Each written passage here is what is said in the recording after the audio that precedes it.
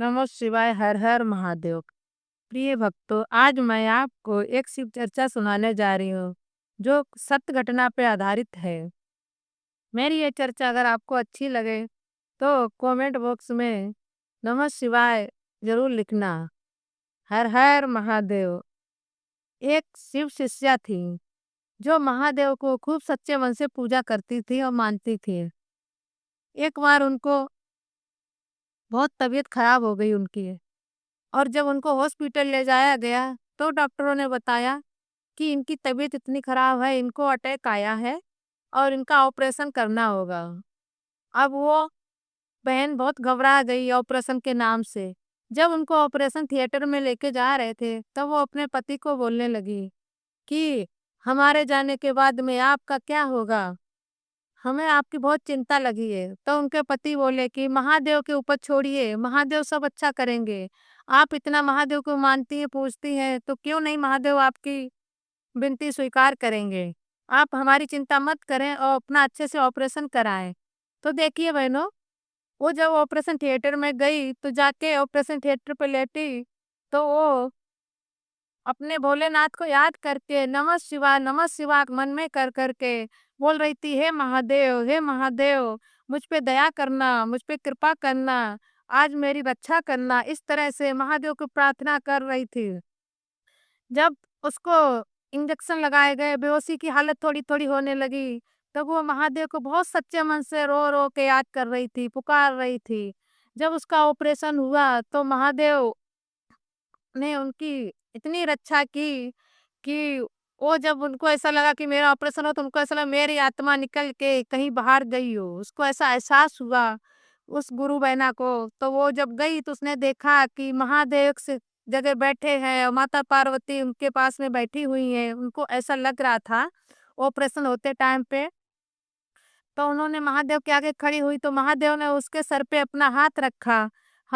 फिर उसके बाद उसका ऑपरेशन जब सफल हुआ, तो उसने देखा कि वो जीवित है।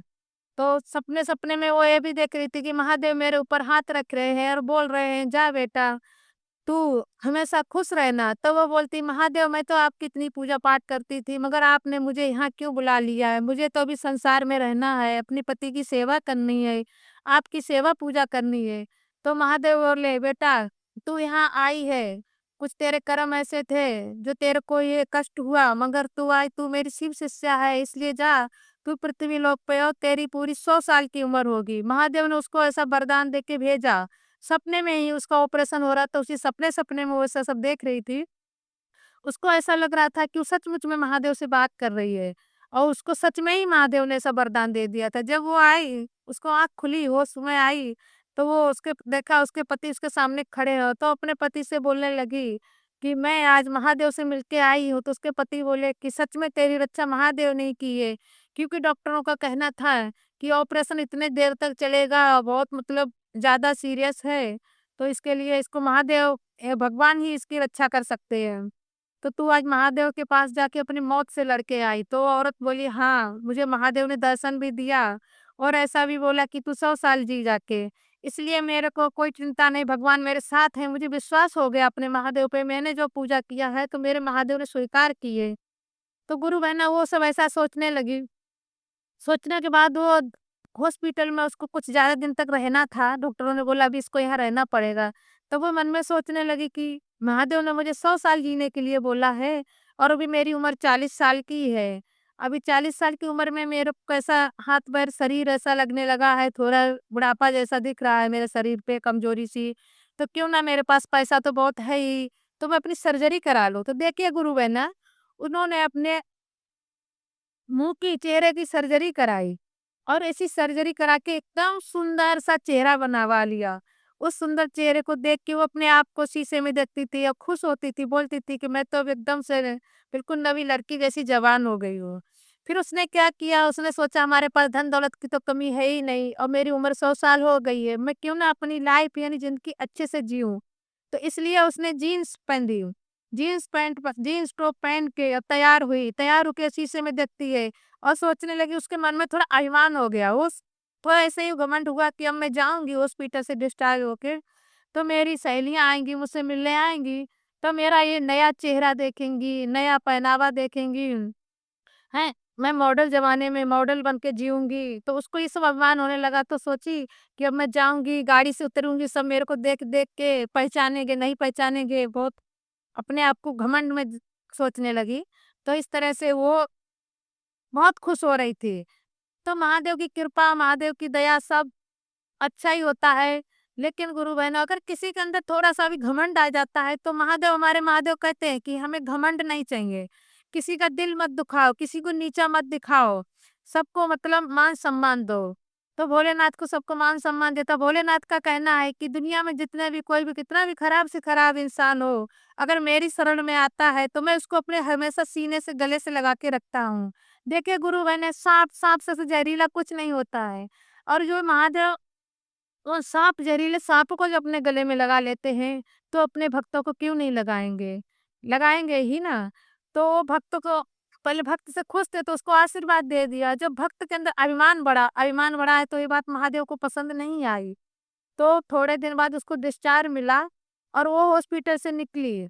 तो उसने बोला अपने पति को कि मैं आपके साथ नहीं जाऊँगी, मैं अपनी एक्टिवा लेके जाऊँगी। देखते हैं कि हमारी सोसाइटी के लोग हमको पहचानते हैं कि नहीं पहचानते हैं। तो उसने खूब चश्मा-वश्मा लगा के तैयार होके और पैंट जीन्स पहन के सब निकली। तैयार जब निकली बाहर तो रोड पार करने के लिए जैसे ट्रैफिक में फँसी थी निकली, थोड़ा आगे गई तो एकदम से सामने से एक ट्रक आया तो उसकी एक्टिवा सहित बहुत दूर जाके गिरी जाके। गिरते ही उसकी वहाँ की वहीं मृत्यु हो गई। क्योंकि उसकी उसी दिन की मृत्यु लिखी हुई थी मगर महादेव उसके कुछ अच्छे कर्मों की वजह से महादेव ने उसको कुछ आशीर्वाद दिया था। मगर मैंने उसके अंदर जो अभिमान घमंड आया था उसकी वजह से उसकी जहाँ की तहाँ मृत्यु हो गई। अब उसकी आत्मा जब महादेव के पास में गई तो रोते हुए चिल्लाते हुए महादेव से बोली, "महादेव, महादेव, शिव गुरु आपने मुझे धोखा दिया है, शिव गुरु आपने मुझे धोखा दिया है।" तो महादेव उससे बोले, "बेटा मैंने तुझे क्या धोखा दिया है?" तो वो बोलती है कि महादेव, मैं तो आज अपने घर के लिए निकली थी, सज-धज के निकली थी, जा रही थी, सोचा था घर में जाके अपनी फ्रेंडों से, सहेलियों से मिलूँगी, खुश होऊँगी, मगर आपने तो मुझे घर तक पहुँचने नहीं दिया, तो इतनी ज़िंदगी क्यों दी? इससे अच्छा था ऑपरेशन के टाइम पे ही मेरे को मतलब मार देते। इतनी ज़िंदगी क्यों दी, मैं घर तक नहीं पहुँची और आपने मेरे रास्ते में ही मेरी मौत कर दी, मौत हो गई मेरी। तो महादेव बोलते हैं उससे कि बेटा मैंने कुछ नहीं किया है। मैंने तो तुझे ज़िंदगी दी थी 100 साल की, मुझे तुझे जीना ही नहीं आया। तूने तो अपना हुलिया बदल लिया, अपना रूप बदल लिया, अपनी सर्जरी करा ली। मेरे तो दूत निकले थे, तो उसने तो तुझे पहचान ही नहीं पाया। मैंने जिस हुलिया में, जिस चेहरे से तुझको भेजा था पृथ्वी पे, उसी चेहरे में तेरे को रहना चाहिए था। तूने अपना ये नकली मेकअप, नकली चेहरा, नकली पहनावा, ये सब करके अपनी फ्रेंडों को नीचा दिखाने के लिए ये सब दिखावा किया। वो दिखावा तो मुझे पसंद नहीं आया। मगर मैं फिर भी शांत रहा था कि मैंने तुझको वचन दिया था, मगर मेरे जो यम के दूत वहाँ पे गए, उसने तुझे पहचान ही नहीं पाया। तेरा जो ऊपरी मुखौटा था, चेहरा था, तो उसको नहीं पहचान में आया, इसलिए तेरी मृत्यु हो गई। तो गुरु बहनों, अगर हमें भगवान ने जिस रूप में, जिस तरह, जिस घर में जैसे जन्म दिया है, हमको उसी तरह रहना चाहिए। ये नकली दिखावा, नकली पहनावा, दूसरे को नीचा दिखाने के लिए कभी नहीं करना चाहिए। भगवान हमको जिस रूप में, जिस वेश में रखे हैं, हमको उसी में खुश रहना चाहिए। हमको किसी को कभी जलन नहीं करनी चाहिए, किसी को नीचा नहीं दिखाना चाहिए, तो ही हमारे महादेव हमारे साथ रहते हैं, वरना महादेव हमारे साथ नहीं रहते हैं। इसलिए सभी गुरु बहनों, सभी लोग से हमारी हाथ जोड़ के विनती है कि कभी किसी को नीचा दिखाए नहीं, किसी को अपने से मान-सम्मान ज़्यादा ही देने की कोशिश करें, तो हमारे महादेव खुश होते हैं। महादेव हर दिल में रहते हैं। महादेव का कहना है कि जिस दिल को आप खुश कर सकें, जिसको थोड़ी-सी भी हँसी दे सकें, तो वो हँसी मुझको मिलती है और खुशी मुझको मिलती है। अगर हमारी वजह से किसी की आँखों में 2 आँसू भी आते हैं, तो आँसू उस इंसान के नहीं होते, वो हमारे महादेव के ही होते हैं। इसलिए हे बहनों, हमें हमेशा दूसरों को खुशी रखना चाहिए, एक-दूसरों में अपनी खुशी बाँटनी चाहिए, जिससे हमारे शिव गुरु हमसे खुश हों। हर हर महादेव, नमः शिवाय।